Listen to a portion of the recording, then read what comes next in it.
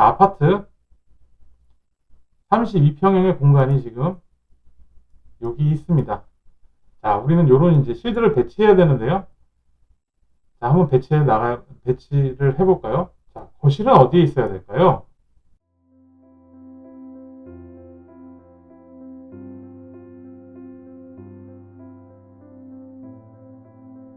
안녕하세요. 건축일기 정소장입니다. 반갑습니다.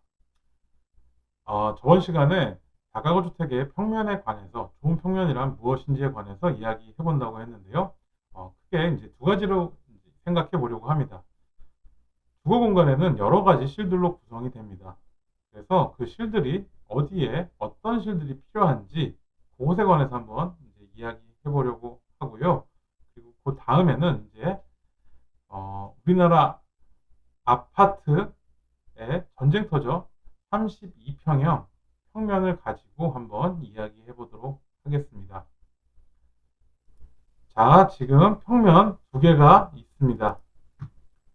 자, 왼쪽을 1번 평면, 오른쪽을 2번 평면이라고 할 텐데요. 자, 1번 평면이 좋은 평면 같습니까? 아니면 2번 평면이 좋은 평면 같습니까? 그리고 혹시 1번이라면 혹은 2번이라면 그 이유는 무엇일까요? 그것에 관해서 이제 오늘 이야기를 해보려고 하고요. 자, 평면을 분석하기에 앞서서 우리는 이제 그리드라는 형태를 통해서 생각을 해보려고 합니다. 얘 같은 경우에는 이제 대략 3 곱하기 3, 그래서 전체는 9 곱하기 9 정도로 봐주시면 좋을 것 같습니다. 9, 81 해가지고 대략 이제 32평형 아파트의 평면 공간이라고 보시면 좋을 것 같고요. 그래서 입구가 어디냐에 따라서 각 공간마다 다른 장점과 단점을 갖습니다. 그 이유는 모든 건축물은 어떤 환경 안에 존재하기 때문입니다. 어떤 환경 안에 존재하고 그렇기 때문에 그 환경에 건축물은 영향을 받게 됩니다. 그래서 이렇게 그리드라는 형태를 통해서 우리는 실의 위치를 한번 찾아보려고 하고요. 이 방법이 좋은 이유 중에 하나는 지금 이제 이거를 기준을 32평형 그리드라고 생각을 했는데 이 기준을 가지고 있으면은 작게 투룸, 1.5룸, 원룸, 이거는 뭐 다중주택의 방 한 칸, 혹은 뭐 방 4개짜리, 5개짜리 이런 식으로 작게 혹은 크게 쉽게 우리의 생각을 이제 확장 혹은 확장해 나갈 수 있기 때문입니다. 자, 지금 9개의 공간이 보이는데요. 9개의 공간은 어떻게 틀릴까요? 자, 우리는 이제 일단 우리가 지금 얘기하고 있는 것은 다가구 주택, 집합주택이기 때문에 이제 옆에 집이 있고 혹은 이쪽으로는 코어, 계단실과 엘리베이터가 있다고 가정할 수가 있습니다. 그렇게 됐을 때 이제 남는 것은 외기, 남향과 북향이 남게 됩니다. 남향은 일조량이 풍부한 공간입니다. 북향은 어떤 공간일까요? 일조량이 많지는 않지만 하루 종일 균등한 일조량을 줄 수 있는 공간이 북향입니다. 그래서 거실이나 침실 같은 공간은 남향에 어울리고요. 주방이나 뭐 서재 이런 것들은 북향에 어울립니다.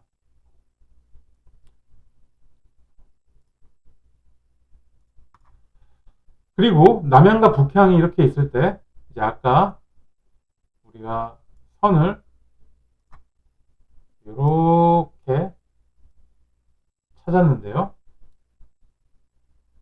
이 남향을 몇 개로 쪼개서 쓸 수 있는 것을 보여줍니다.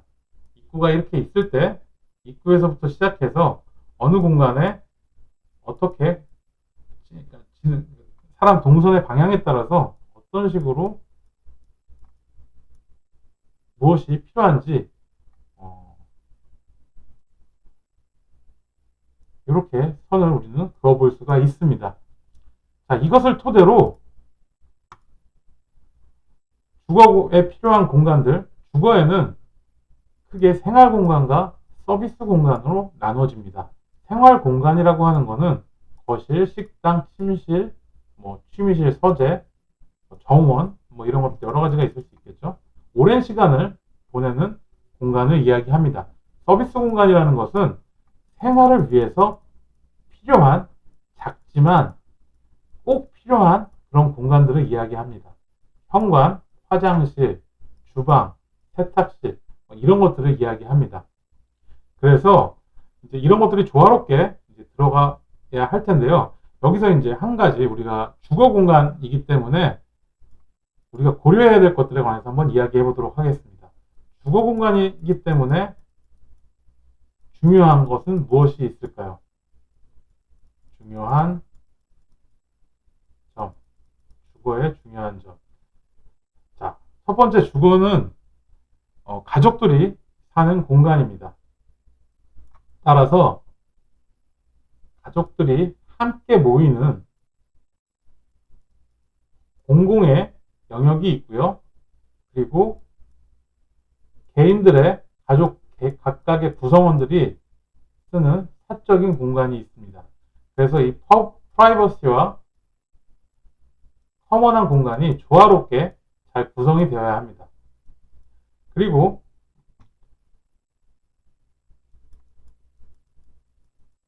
오랜 시간, 하루에 오랜 시간을 집에서 보내기 때문에 채광이 중요합니다. 그리고 우리는 요리도 하고 여러 오랜 시간을 보내기 때문에 좋은 공기의 질이 필요한데요. 그래서 통기가 잘 되는 공간인가도 굉장히 중요합니다. 특별하게 막 어마어마한 철학이 아니더라도 이런 몇 가지 요소만 생각하더라도 이제 좋은 주거 공간을 저는 만들 수 있다고 생각이 들고요. 그래서 이런 것들만 가지고서도 배치가 충분히 좋은 배치를 만들어 나갈 수 있습니다. 자, 아파트 32평형의 공간이 지금 여기 있습니다. 자, 우리는 요런 이제 실드를 배치해야 되는데요. 자, 한번 배치를 해볼까요? 자, 거실은 어디에 있어야 될까요? 지금 9개의 공간이 나눠져 있는데, 자, 여기를 입구라고 생각해 봅시다. 어디가 거실 자리로서 좋을까요? 제 생각에는 거실 자리는 여기가 좋습니다. 그 이유는 일단은 남향이고, 그리고 모든 공간에서 쉽게 접근할 수가 있기 때문입니다. 자, 그래서 여기가 이제 거실 자리가 될 것 같습니다.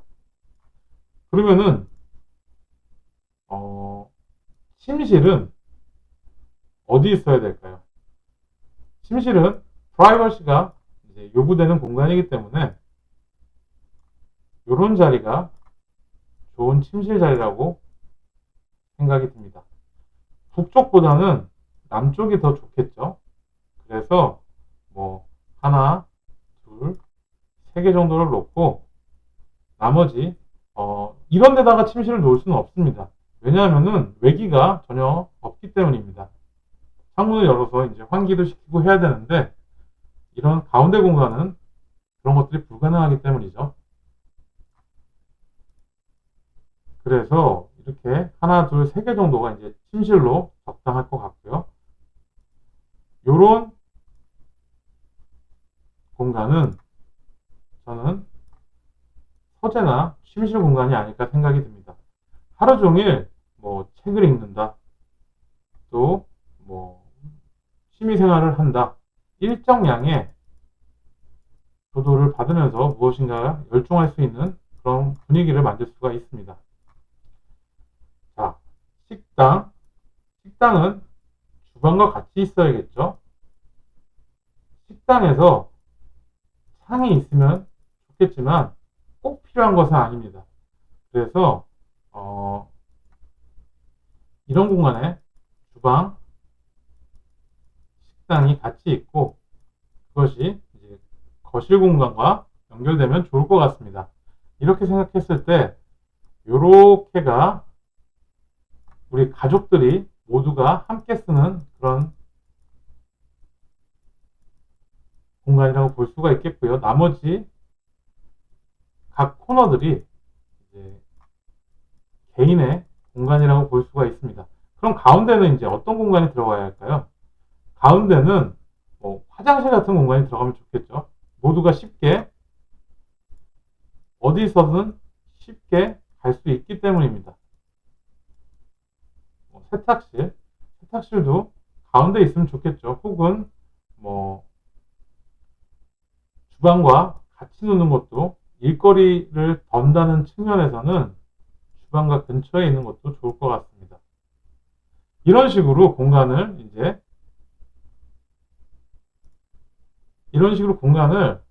배치할 수가 있는 것입니다. 자, 다시 돌아와서 첫 번째 평면과 두 번째 평면을 보겠습니다.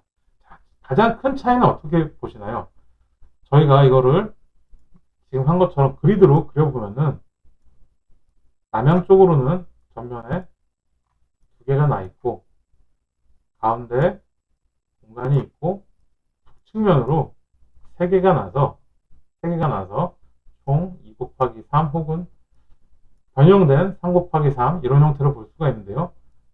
침실, 북향으로 보고 있어서 그렇게 좋지는 않죠. 거실 공간이 큽니다.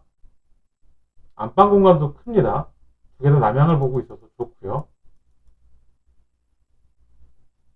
요게 이제 1번 평면이고요. 2번 평면을 보겠습니다. 2번 평면은 자, 남향으로 4개가 나와 있습니다. 그리고 거의 뭐 이 정도로 볼 수가 있을 것 같은데요. 이 세로로 2개 정도로 나눠질 수가 있고요. 그래서 이 2번 평면의 경우에는 침실이 다 남향을 바라보고 있습니다. 그래서 충분한 채광이 줄 수가 있고요. 비록 자녀 침실 하나, 두 개가 붙어 있지만은 프라이버시에도 나쁘지 않습니다.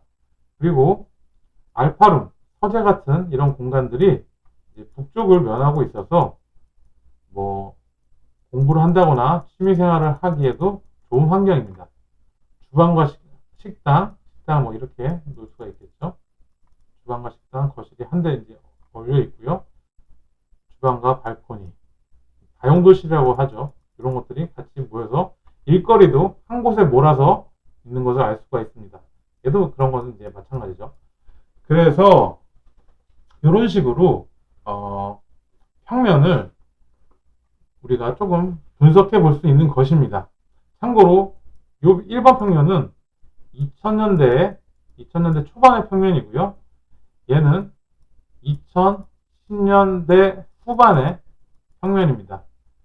대략 한 15년, 20년 사이 동안 이렇게 변하게 되었는데요. 정말 별거 아닌 것 같지만은 오랜 시간 동안의 고민들이 쌓여서 플러스 이제 법규적인 변화들이 쌓여서 이렇게 변한 것을 알 수가 있습니다. 다음 시간에는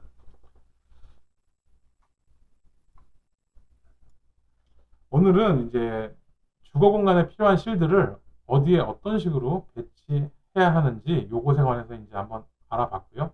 다음 시간에는 1978년도부터 2020년까지 네이버 부동산에 나와 있는 32평 아파트의 평면을 모아봤습니다. 그래서 그것들이 어떤 식으로 변해가는지 또 중간에 어떤 시도들이 있었는지 한번 알아보도록 하겠습니다. 긴 영상 시청해 주셔서 감사드리고요. 구독과 좋아요 큰 힘이 됩니다.